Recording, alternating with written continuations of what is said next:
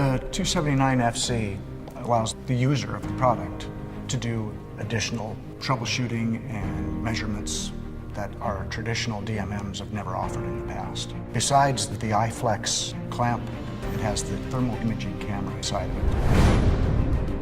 If you've got a problem with your electrical lines and you're getting heat in your breaker panel, for instance, you can go do the work, come back, verify you fixed it so you don't have any obvious issues, and then take your thermal imaging camera and take that picture, send it back to the manager, so it's much more efficient.